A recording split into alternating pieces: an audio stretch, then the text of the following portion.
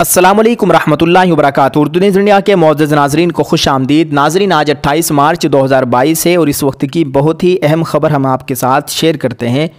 ناظرین، آپ کو بتلا دیں، all India Muslim personal law board کے مجوزہ یک روزہ مجلس عاملہ کا اجلاس گزشتہ کل 27 مارچ بروز اتوار تقریباً صبح 10 بجے دارالعلوم ندوۃ العلماء لکھنؤ میں منعقد ہوا۔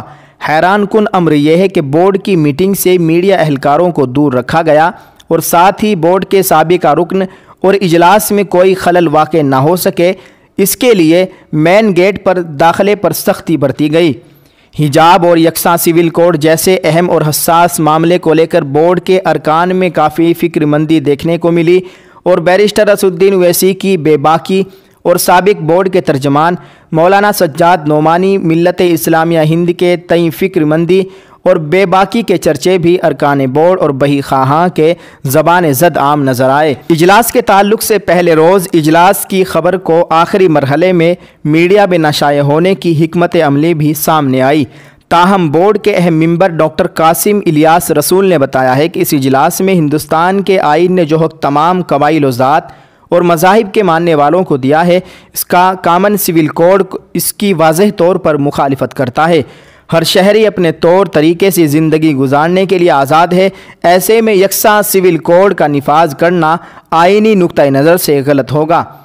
ناظرین، انہوں نے مزید بتایا ہے کہ میٹنگ میں کچھ اہم مسائل پر غور و فکر کیا گیا، عملی جامہ پہنانے پر بھی اتفاق ہوا۔ انہوں نے کہا ہے کہ حجاب معاملے پر بھی میٹنگ میں گفتگو ہوئی، اس میں خاص طور سے کرناٹک میں حجاب پہن کر مسلم لڑکیاں اسکول یعنی تعلیمی اداروں میں جا سکے، اس کے لیے کرناٹک حکومت سے مطالبہ کیا جائے گا کہ انہیں تب تک حجاب پہننے کی اجازت دی جائے جب تک سپریم کورٹ کا فیصلہ نہیں آتا۔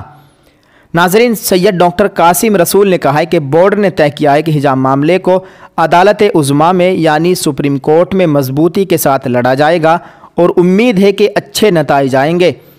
انہوں نے کہا ہے کہ جب تک سپریم کورٹ کا حجاب پر کوئی بھی فیصلہ نہیں آتا تب تک حکومت اس بات کی اجازت دے کہ مسلم لڑکیاں حجاب پہن کر تعلیمی اداروں میں داخل ہوں۔ قاسم الیاس رسول نے کہا ہے کہ بھارتی آئین نے جو حق تمام قبائل و ذات اور مذاہب کے ماننے والوں کو دیا ہے، کامن سول کوڈ اس کی مخالفت کرتا ہے۔ موصوف نے مزید کہا ہے کہ دوسری اہم بات پر بھی غور و فکر کیا گیا ہے کہ موجودہ دور میں عدالت مذہبی کتابوں کی تشریح اپنے طریقے سے کر رہی ہے، جو کہ بہت تشویشناک ہے۔ اس مسئلے پر بھی بورڈ کے تمام اراکین نے گفتگو کی اور تشویش کا اظہار کیا۔